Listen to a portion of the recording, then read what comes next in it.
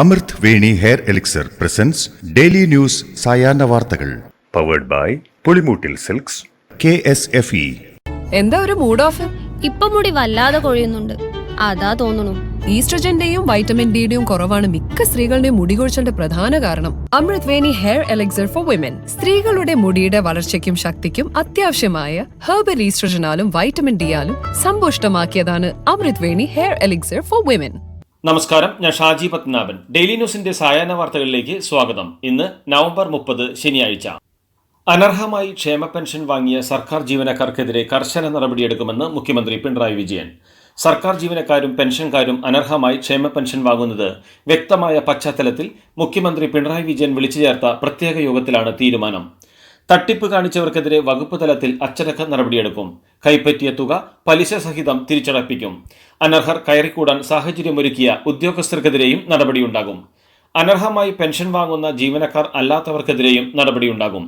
തദ്ദേശ വകുപ്പ് മന്ത്രിമാരും ഉന്നത ഉദ്യോഗസ്ഥരും യോഗത്തിൽ പങ്കെടുത്തു. സംസ്ഥാനത്തെ ക്ഷേമ പെൻഷൻ ക്രമക്കേടിൽ ഉദ്യോഗസ്ഥർക്കെതിരെ വിജിലൻസ് അന്വേഷണത്തിന് നിർദ്ദേശം.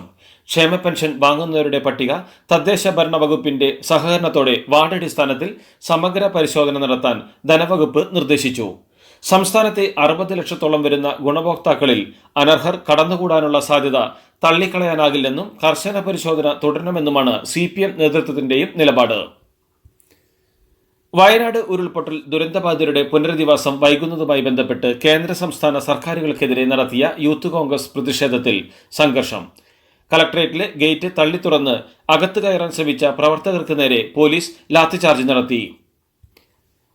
ആലപ്പുഴയിൽ CPM ഏരിയ കമ്മിറ്റി അംഗം BJPയിൽ ചേർന്നു. CPM ആലപ്പുഴ ഏരിയ കമ്മിറ്റി അംഗം അഡ്വക്കേറ്റ് ബിപിൻ സി ബാബുവാണ് പാർട്ടി വിട്ട് BJPയിൽ ചേർന്നത്. BJP അഖിലേന്ത്യാ ജനറൽ സെക്രട്ടറി തരുൺ ചൂഗ് ആണ് ബിപിനെ അംഗത്വം നൽകി സ്വീകരിച്ചത്. BJP അധ്യക്ഷൻ K. സുരേന്ദ്രൻ, മുതിർന്ന BJP നേതാക്കളായ PK കൃഷ്ണദാസ്, MT രമേശ്, ശോഭാ സുരേന്ദ്രൻ അടക്കമുള്ള നേതാക്കളുടെ സാന്നിധ്യത്തിലാണ് ബിപിൻ സി ബാബു BJPയിൽ ചേർന്നത്. ചില മാലിന്യങ്ങൾ പോകുമ്പോൾ ശുദ്ധജലം BJPയിലേക്ക് വരുന്നു എന്നായിരുന്നു CPM ഏരിയ കമ്മിറ്റി അംഗം ബിപിൻ സി ബാബുവിന്റെ BJP പ്രവേശനത്തെക്കുറിച്ച് BJP അധ്യക്ഷൻ K. സുരേന്ദ്രന്റെ പ്രതികരണം. ആലപ്പുഴയിൽ കൂടുതൽ CPM നേതാക്കൾ BJPയിൽ ചേരുമെന്നും സുരേന്ദ്രൻ പറഞ്ഞു. CPM പാർട്ടി വർഗീയ ശക്തികളുടെ കയ്യിലാണെന്നും ആലപ്പുഴയിൽ വർഗീയ നിലപാടുള്ളവർ CPMനെ ഹൈജാക്ക് ചെയ്തുവെന്നും വർഗീയവാദികളാണ് പാർട്ടിയെ നയിക്കുന്നതെന്നും പാർട്ടി വിട്ട ജില്ലാ പഞ്ചായത്ത് അംഗം ബിപിൻ സി ബാബു. CPMൽ G. സുധാകരന്റെ അവസ്ഥ ദയനീയമാണെന്നും BJP അംഗത്വമെടുത്ത ശേഷം അദ്ദേഹം കൂട്ടിച്ചേർത്തു.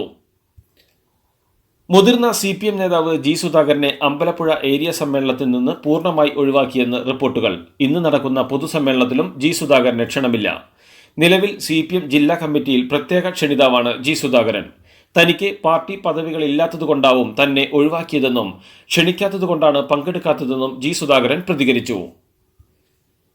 വിഭാഗീയതയെ തുടർന്ന് കരുനാഗപ്പള്ളി CPM ഏരിയ കമ്മിറ്റി പിരിച്ചുവിട്ടു. CPM സംസ്ഥാന സെക്രട്ടറി MV ഗോവിന്ദന്റെ സാന്നിധ്യത്തിൽ ചേർന്ന ജില്ലാ സെക്രട്ടേറിയറ്റ് യോഗത്തിലാണ് തീരുമാനം.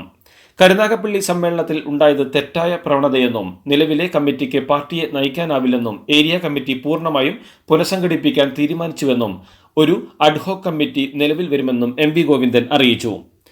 പ്രതിഷേധിച്ചവർക്കെതിരെ പരിശോധിച്ചതിന് ശേഷം തീരുമാനമെടുക്കുമെന്നും അദ്ദേഹം പറഞ്ഞു. തിരുവല്ല CPMലും പ്രതിസന്ധിയെന്ന് റിപ്പോർട്ടുകൾ. രൂക്ഷമായ വിഭാഗീയതയെ തുടർന്ന് നിർത്തിവെച്ച CPM Thiruvalla town north local സമ്മേളനത്തിന്റെ പ്രവർത്തന റിപ്പോർട്ടിലാണ് വിഭാഗീയത വെളിപ്പെടുത്തുന്ന സൂചനകളുള്ളത്. പീഡനക്കേസ് പ്രതിയായ CC സജിമോനെതിരെ നടപടിയെടുത്തതിന്റെ പേരിൽ ഡോക്ടർ തോമസ് ഐസക്കിനെ തോൽപ്പിക്കാൻ ഒരു വിഭാഗം നേതാക്കൾ പ്രവർത്തിച്ചു എന്നതടക്കമുള്ള കാര്യങ്ങൾ റിപ്പോർട്ടിലുണ്ടെന്നാണ് സൂചന.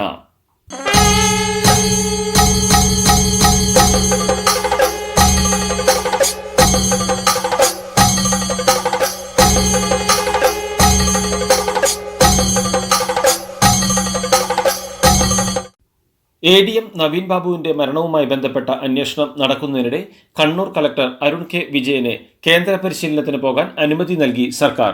ഡിസംബർ 2 മുതൽ 27 വരെയാണ് കേന്ദ്ര സർക്കാരിന്റെ പരിശീലനം. പരിശീലനത്തിന് ശേഷം വീണ്ടും അദ്ദേഹം കളക്ടറായി ചുമതലയേൽക്കും.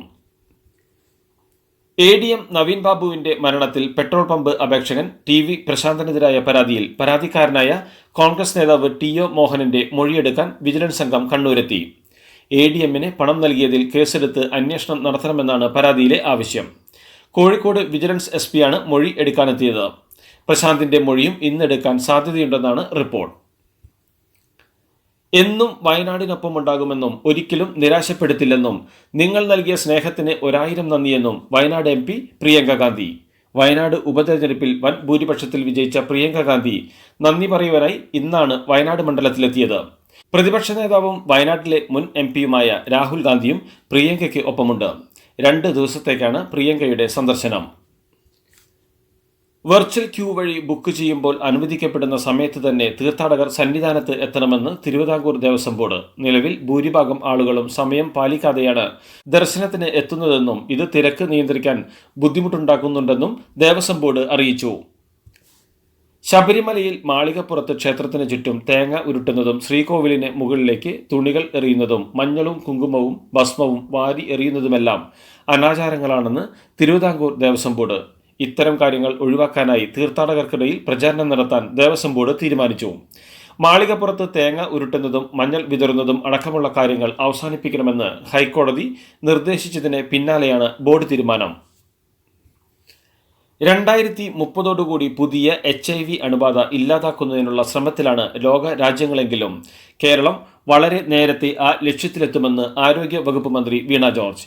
ഈ ലക്ഷ്യം കൈവരിക്കാൻ 1-0 എന്ന ക്യാമ്പയിനിലൂടെ വലിയ പ്രവർത്തനങ്ങളാണ് നടത്തി വരുന്നതെന്നും HIV ബാധിതരായവരിൽ മുഴുവൻ പേരുടെയും രോഗബാധ കണ്ടെത്താനുള്ള പ്രവർത്തനങ്ങൾ ശക്തമാക്കുമെന്നും മന്ത്രി പറഞ്ഞു.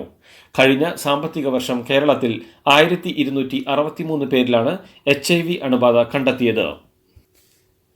കസ്റ്റഡിയിൽ എടുത്തയാളെ മർദ്ദിക്കുന്നത് പോലീസിന്റെ കൃത്യനിർവഹണത്തിന്റെ ഭാഗമല്ലെന്ന് ഹൈക്കോടതി. ഇത്തരം സംഭവങ്ങളിൽ നിയമത്തിന്റെ സംരക്ഷണം പോലീസിന് കിട്ടില്ലെന്നും കോടതി വ്യക്തമാക്കി. കസ്റ്റഡി മർദ്ദനക്കേസ് റദ്ദാക്കണമെന്നാവശ്യപ്പെട്ട് SI നൽകിയ ഹർജിയിലാണ് ഹൈക്കോടതിയുടെ നിരീക്ഷണം. ഹർജി തള്ളിയ സിംഗിൾ ബെഞ്ച് കേസെടുക്കാനുള്ള മജിസ്ട്രേറ്റ് കോടതി ഉത്തരവ് ശരിവെച്ചു. നിലമ്പൂർ SI C അലവിയാണ് ഹർജിയുമായി കോടതിയെ സമീപിച്ചിരുന്നത്. മോൾക്ക് ബർത്ത്ഡേ ഗിഫ്റ്റ് വാങ്ങണ്ടേ? ഷോപ്പിൽ കൊണ്ടുപോയി ഇഷ്ടമുള്ള വാങ്ങിക്കൊടുക്കാം. അപ്പൊ ഏട്ടൻ വരുന്നുണ്ടോ? ഗിഫ്റ്റ് കാർഡ് വരും. അതെ, ഓരോ ചിട്ടിയിലും ഒരാൾക്ക് 5000 രൂപയുടെ ഗിഫ്റ്റ് കാർഡ് സമ്മാനം. മെഗാ സമ്മാനമാണെങ്കിലോ പുതുപുത്തൻ ബെൻസ് കാർ. 2ാം സമ്മാനം ഇന്നോവ ക്രിസ്റ്റ, അതും 17 ഇത്തവണ സമ്മാനങ്ങളുടെ നക്ഷത്ര തിളക്കവുമായി KSFE ഗാലക്സി ചിട്ടികൾ. ബംഗളൂരുവിലെ അപ്പാർട്ട്മെന്റിൽ അസമീസ് വ്ലോഗറായ മായ ഗൊഗോയിയെ കൊലപ്പെടുത്തിയ കേസിൽ കുറ്റം സമ്മതിച്ച് കണ്ണൂർ സ്വദേശി ആരവ് ഹനോയ്. ഇന്ദിരാനഗറിലെ അപ്പാർട്ട്മെന്റിൽ മുറിയെടുത്ത ശേഷം മായയുമായി തർക്കമുണ്ടായെന്നും കൊലപാതകത്തിന് ശേഷം ആത്മഹത്യയ്ക്ക് ശ്രമിച്ചെന്നും ആരവ് മൊഴി നൽകി. മായയ്ക്ക് മറ്റ് പ്രണയബന്ധമുണ്ടോ എന്ന സംശയമാണ് കൊലപാതകത്തിൽ കലാശിച്ചത്. ഡൽഹി രോഹിണിയിൽ വ്യാഴാഴ്ചയുണ്ടായ സ്ഫോടനം പടക്കക്കടയിലെ മാലിന്യമോ രാസവസ്തുക്കളടങ്ങിയ മാലിന്യമോ പൊട്ടിത്തെറിച്ചതാകാനുള്ള സാധ്യതയെന്ന് റിപ്പോർട്ടുകൾ. പോലീസ് അന്വേഷണം തുടരുകയാണ്. മേഖലയിലെ പടക്ക വിൽപ്പന കേന്ദ്രങ്ങളുടെ ഉടമകളെയും ഫാക്ടറി ഉടമകളെയും പോലീസ് ചോദ്യം ചെയ്തു. ഇന്ത്യൻ ദേശീയ പതാകയെ അപമാനിച്ച ബംഗ്ലാദേശ് പൗരന്മാർക്ക് ചികിത്സയില്ലെന്ന സർക്കുലർ ഇറക്കി കൊൽക്കത്തയിലെ സ്വകാര്യ ആശുപത്രി. അതിർത്തിയിൽ നിന്നടക്കം വരുന്ന ബംഗ്ലാദേശികളായ ആർക്കും ആശുപത്രിയിൽ ചികിത്സ നൽകരുതെന്നാണ് JN റായ് ആശുപത്രി അധികൃതർ ജീവനക്കാർക്ക് നൽകിയിട്ടുള്ള നിർദ്ദേശം. ബംഗ്ലാദേശികൾ ഇന്ത്യൻ പതാകയെ അപമാനിക്കുന്ന ചിത്രം സാമൂഹിക മാധ്യമങ്ങളിൽ പ്രചരിക്കുന്ന പശ്ചാത്തലത്തിലാണ് ഈ തീരുമാനം. ആഭ്യന്തര കലാപത്തിന്റെ പിടിയിലുള്ള സിറിയയിൽ ഏതാനും ദിവസമായി സൈന്യവും വിമതരും തമ്മിൽ നടക്കുന്ന രക്തരൂക്ഷിത പോരാട്ടത്തിൽ 242 പേർ കൊല്ലപ്പെട്ടെന്ന് റിപ്പോർട്ടുകൾ.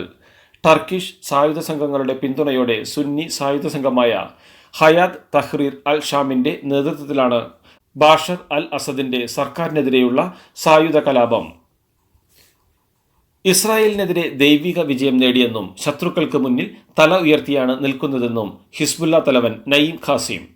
ഇസ്രായേലുമായി വെടിനിർത്തലിന് ധാരണയായതിന് പിന്നാലെയാണ് ഈ പ്രതികരണം. വെടിനിർത്തൽ കരാർ നടപ്പാക്കുന്നതിന് ലെബനൻ സൈന്യവുമായി ചേർന്ന് ആവശ്യമായ നടപടികൾ സ്വീകരിക്കുമെന്ന് നയീം ഖാസിം പറഞ്ഞു.